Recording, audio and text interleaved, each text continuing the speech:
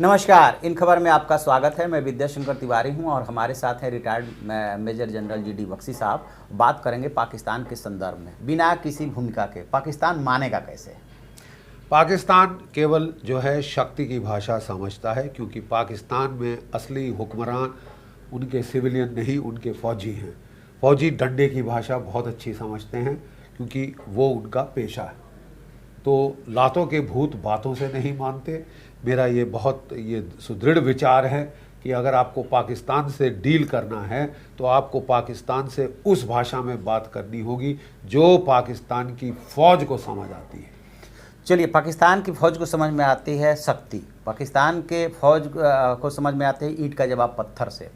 तो वो तो जब से मोदी जी का नेतृत्व आया है देने की कोशिश कर रहा है, लेकिन अभी जो कश्मीर वाला डिसीजन हुआ है उसके बाद से पाकिस्तान पूरी दुनिया घूम आया। एक दो देशों को जैसे टर्की, मलेशिया, चाइना को छोड़ करके कहीं उसे समर्थन नहीं मिला, लेकिन इसके बावजूद वो अपनी आदत से बाज नहीं आ रहा है। उसको साफ साफ दिख रहा है कि दुनिया में समर्थन भी नहीं मिल रहा है। देखिए, पाकिस्तान की फ़ौज का जो सेंट्रलिटी है पाकिस्तान की बॉडी पॉलिटिक में, वो केवल और केवल भारत से दुश्मनी की बुनियाद पे है। क्योंकि भारत जैसे बड़े मुल्क से दुश्मनी है, वो क्लेम करता है कि भाई हम डिफेंडर्स ऑफ पाकिस्तान हैं, हमें सारी इकोनॉमिक रिसोर्सेज चाहिए, हमें हर किस्म का रिसोर्स चाहिए, हमें कोई सवाल जवाब नहीं करेगा और तानाशाही फ़ौज की रहेगी। कठपुतलियाँ हम खड़ी कर देंगे आगे, सिविलियन नवाज शरीफ जैसी, इमरान खान जैसी, और जहाँ तितली के वो कीट पतंगे के पर निकलने शुरू हो जाएं, हम पर काटेंगे, जेल में डालेंगे या फांसी टांग देंगे या बेनज़ीर भुट्टो जैसे मार डालेंगे।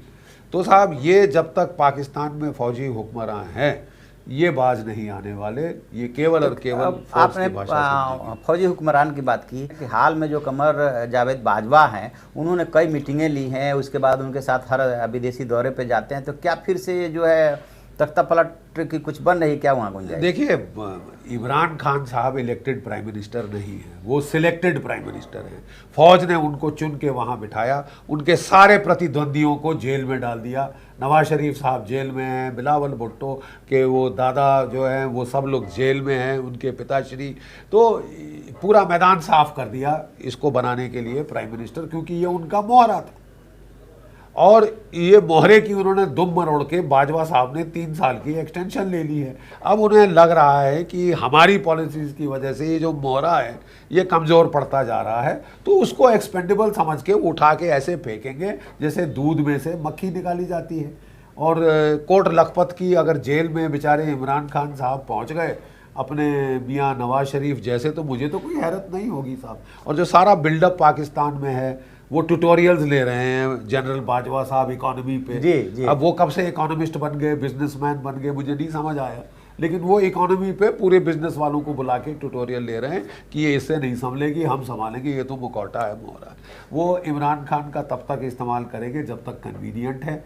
जब वो उसके लगेगा कि ये भी थोड़ा सा आंखें दिखाने की कोशिश कर रहा है, तो उसके खिलाफ वो पीपल्स मूवमेंट शुरू होंगी, मार्चेस शुरू होंगी और इमरान खान साहब जेल में होंगे। ऐसा लग रहा है कि जैसे इकोनॉमिक क्राइसिस में पाकिस्तान फंसा हुआ है, तो उन्हें ये लग रहा है कि अभी हम भी यदि संभालते हैं तो इसी समस्या का सामना करना पड़ेगा, इसलिए इसी मोहरे को चलाते रहो। बेशक जैसे कहेंगे वैसे तो कर ही रहा है। देखिए साहब, पाकिस्तान की फ़ौज को इतनी अकल तो मेरे ख्याल आ गई होगी कि पाकिस्तान की इकोनॉमी डूबने की कगार के है। Like all over militarized states, it is heading for state collapse, it is heading for state collapse. और इसके चलते पाकिस्तान अगर भारत से युद्ध छेड़ देता है गलती से, वो एसिमेट्रिक एस्केलेशन भी करता है, तो हिंदुस्तान बालाकोट जैसे जवाब देगा, युद्ध बढ़ेगा। और जहां युद्ध बढ़ता है एक आउटकम सर्टन है, पाकिस्तान की इकोनॉमी तबाह हो जाएगी साहब, तबाह हो जाएगी। ये फौजी भी जानते हैं, इसलिए वो थोड़ी देर इमरान खान को आगे रखेंगे, ताकि जो हार, जो नाक कटनी है, उसका सारा दोष इमरान खान पे जाए, जिसे वो जब आक्रोश बन जाएगा कि क्या कर पाया पाकिस्तान, कख नहीं कर पाया, वो पूरे दोष सिविलियन जो मुखौटे पे मर देंगे और वो इमरान खान की बलि चढ़ा दी जाएगी। भारत क्या करे? चलिए, कश्मीर का डिसीजन हो गया, अब 2 महीने से ज़्यादा समय हो चुका है, तो वहाँ पे जो पाबंदियाँ है, चाहे नेट है, चाहे मोबाइल है, वो कनेक्शन अभी नहीं खोल पा रहे हैं। और स्कूल कॉलेज खोलने की कोशिश की तो उसमें प्रेजेंस नहीं हो पा रही है। तो भारत के सामने भी तो समस्या है कि इतना बड़ा डिसीजन है।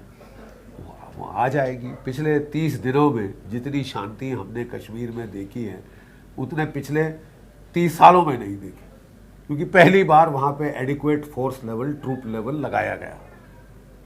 ये जो स्ट्रीट्स की जो छूट दे रखी थी कि पत्थरबाज रूल करेंगे श्रीनगर की स्ट्रीट्स को, साउथ कश्मीर की स्ट्रीट्स को, और वहाँ पे पाकिस्तानी झंडे और ISIS के झंडे फहराने की जो खुली छूट महबूबा मुफ्ती ने दे रखी थी, ये सांप थी, आस्तीन का सांप, जिसको अब उठा के परे किया गया है। वहाँ पे कमांड एंड कंट्रोल आया है, लॉ एंड ऑर्डर लगाया गया है, आप सब ठीक हो जाएगा। नॉर्मेलिसी का मतलब पत्थरबाजी नहीं है जी, नॉर्मेलिसी का मतलब स्कूल जलाना नहीं है, ये नहीं अलाउ होगा।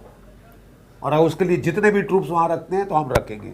इंटरनेट इसलिए बंद किया गया है कि इंटरनेट का इस्तेमाल किया जा रहा था फ्लैश स्टोन पेल्टिंग मॉब्स को लाने के लिए कि यहाँ इनकाउंटर चल रहा है, फौज आगे फायर कर रही है, आप पीछे से पत्थर मारो। It will not be allowed, simple. लेकिन थोड़ा सा भारत के ऊपर भी प्रेशर होने लगा है, चाहे यूएन किसका प्रेशर? तो क्या आप प्रेशर झेल नहीं सकते क्या? हमको इस जगह को जो कि 70 साल से बिगाड़ के रखी हुई है उसको अब सीधी पटरी पे लाना है, तो 2, 3, 4, 5, 6 महीने लगे तो क्या बड़ी बात। और सब नॉर्मलसी पे आ गया है। वहाँ किसी पुलिस स्टेशन में कर्फ्यू नहीं है, 144 कुछ पुलिस स्टेशन में रह गई है। और जो प्रॉब्लम है वो केवल 6-8 जिलों में है, क्योंकि बाकी जो जम्मू कश्मीर है, लद्दाख शांत है, जम्मू शांत है, कारगिल शांत है। ये वैली के अंदर ये 5-6 गढ़ जो हैं वहाँ पे जो आतंकवाद के, वो वहाँ पे अगर आक्रोश है तो वो भी चुप बैठे, क्योंकि नकेल कस दी गई है।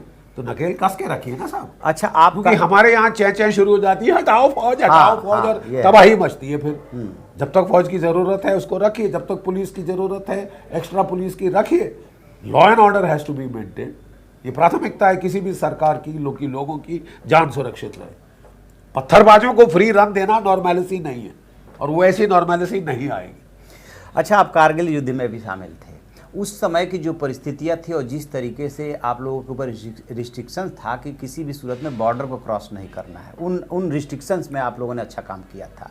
और अब की जो परिस्थिति है, आपको फील होता है कि दोनों रिजिम में काफ़ी अंतर है? देखिए, अंतर उस वक्त की परिस्थिति को देख के था। उस वक्त भी अगर हम नहीं टोलोलिंग को ले पाते तो शायद हम भी बॉर्डर पार कर जाते। उस वक्त मैं मिलिट्री ऑपरेशन डायरेक्टोरेट में था, डायरेक्टली चीफ साहब के नीचे जी। जनरल मलिक साहब ने भी बड़ा क्लियर कहा है कि अगर हम अंदर में ही नहीं खदेड़ पाते इनको 1-1 इंच से, तो फिर हमको सीमा के पार उस वक्त भी वार करना होता। अच्छा, ऐसा होता है कि आर्मी में कि आपका पॉलिटिकल लीडरशिप उसको अलाउ नहीं कर रहा है और ऐसी परिस्थिति आ जाती है कि आर्मी पॉलिटिकल लीडरशिप भी आपकी परामर्श लेकर ही फैसला देती है ना। पहले तो आर्मी, नेवी, एयरफोर्स अपने अपने सुझाव देते हैं, प्लान देते हैं, आखिरी फैसला पॉलिटिकल लीडरशिप पे होता है। उस वक्त जो फैसला लिया गया, मैं समझता हूँ उस वक्त के परिस्थिति परिप्रेक्ष्य में बिल्कुल ठीक था। अच्छा, भारत को बड़ी वाहवाही मिली कि कितना देखो ये बड़ी स्टेबल पावर है, बड़ी रिस्पॉन्सिबल न्यूक्लियर पावर है, ये ऐसे ही घोड़े पे चढ़ के नहीं करती। इन्होंने बड़े संयम बरत के काम किया, लेकिन आखिरी पाकिस्तानी को निकाल के छोड़ा। लेकिन वो हालत अब की वही सिस्टम चलेगा नहीं। अब हमने सर्जिकल स्ट्राइक में बॉर्डर पार किया है, बालाकोट में तो हमारी एयरफोर्स ने 1971 के बाद पहली बार जाके ठोका है, उनको घर में घुस के मारा है। तो ये सरकार का बिल्कुल जो है परिप्रेक्ष्य ही अब अलग है, और तौर तरीका अब अलग है। अब हम आक्रामक रुख के ऊपर आ गए हैं, अब हम पीछे नहीं हटेंगे। अच्छा, अब एक लास्ट सवाल, जिस तरह का इकोनॉमिक क्राइसिस पाकिस्तान में है और जो इस वक्त उसकी स्थिति है और जो इस वक्त भारत की स्थिति है, यदि पाकिस्तान नहीं मानता है तो क्या पाकिस्तान के और टुकड़े भी हो सकते हैं? क्यों नहीं हो सकते? और मेरी समझ में, सामरिक समझ में तो होने भी चाहिए, पीरियड। क्योंकि एक स्ट्रांग पाकिस्तान हमारे हित में है, ये बकवास है। ये किसी पागल आदमी का रैंटिंग लगती है मुझे कि एक स्ट्रांग पाकिस्तान बनाओ ताकि हमें वो और दुखी करे और तंग करे, और पता नहीं किस नाम पे, किस उदारवाद के नाम पे ये तमाशा इस देश में 73 साल कायम रखा गया है। वो आपका दुश्मन देश है, उसने आपको हर किस्म से तकलीफ पहुंचाने की कोशिश करी है, आप भी तकलीफ पहुंचाइए। चलिए, तो ये थे जीडी बख्शी साहब, बहुत बहुत आपका धन्यवाद। पाकिस्तान पे आपकी राय, और पाकिस्तान ऐसे नहीं मानेगा, पाकिस्तान को हमेशा शक्ति की ही भाषा समझ में आती है। तो देखते हैं कि अब नेक्स्ट कदम क्या होता है पाकिस्तान का, उसके बाद भारत से उसे कैसा जवाब मिलता है। जो भी अपडेट होगा हम आपको अपडेट कराएंगे। Thank you.